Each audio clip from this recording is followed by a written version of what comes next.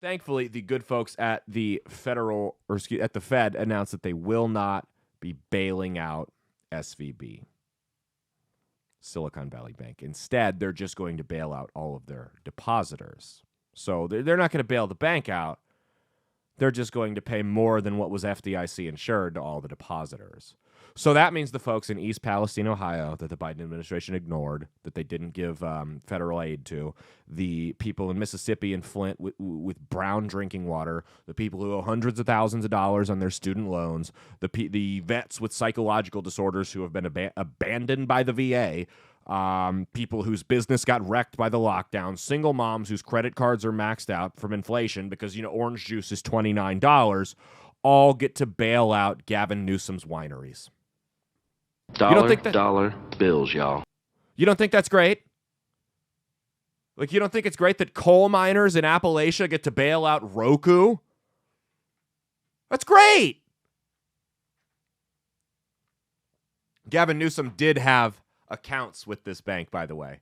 He said it was a great thing that he came out in a speech the other day. He said it's a great thing what they're doing, helping out all the depositors. Mind you, he had 3 accounts, 3 of his businesses plus personal accounts throughout his life through this bank.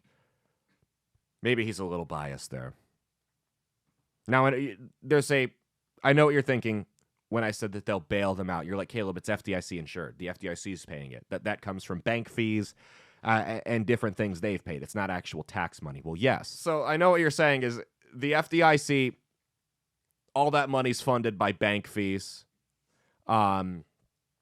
It's not actual taxpayer money. Well, sure. But when they spend more than they're supposed to, when they bail people out for more money than what they actually promised them, what was actually guaranteed, what do you think is going to happen when that money dries up? I'll tell you, there's 4 options. Number 1, higher taxes. Number 2, budget cuts elsewhere. Not going to happen.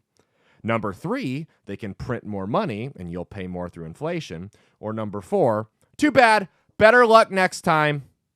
Sorry.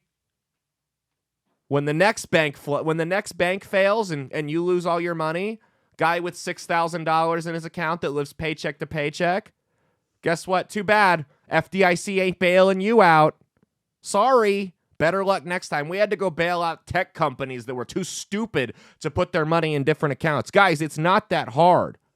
It's just irresponsible. We shouldn't bail people out for being irresponsible. And I agree with this, the common argument against student loan forgiveness is, well, people took the loan out, they should pay it back. It'd be irresponsible to not let them or to not make them pay it back. Okay, well, let's apply that logic to these multi-million-dollar tech companies. It tells you every time you open an account, there's signs all over the bank. It's common knowledge. And if you have millions of dollars, you should know this anyway. It says right there, your account is FDIC insured, $250,000 per signer per account. If you have more than that in your account per signer, you should maybe open a new one up. You took the risk, you were just dumb. I'm sorry, you deserve to lose that money. We should not bail you out. It is a good thing that you're losing that money. If I take all my money out in cash and my house burns down, we could objectively say, hey, that was irresponsible of Caleb to take all his money that was FDIC insured out of the bank and put it into a safe, and then his house burned down, and the safe wasn't actually fireproof like it was advertised, so maybe now he can go sue the safe manufacturer and make more than he actually had, but irrelevant now because now he's broke as hell. We would all agree that was irresponsible on my end. So why are we making excuses? Could it be because they didn't care? Could it be that they knew their cronies in Washington told them not to worry about it? We'll take care of you either way. Could it be that maybe this bank was tied to the Ukrainian money laundering? I don't know. To all the crypto firms that have gone down, because that's what they were into, was cryptocurrency. Could it be? Who knows? To Sam Bankman-Fried and all those people? Could they be helping the Democrats launder money through Ukraine to pay for their campaigns? Who knows? Just asking questions. Do you think if this bank were in a red state and it was all Republican accounts or all Republican donors that had accounts that were way above the FDIC insured limit, do you think they would have been bailed out? It's not a rhetorical question. I'm interested.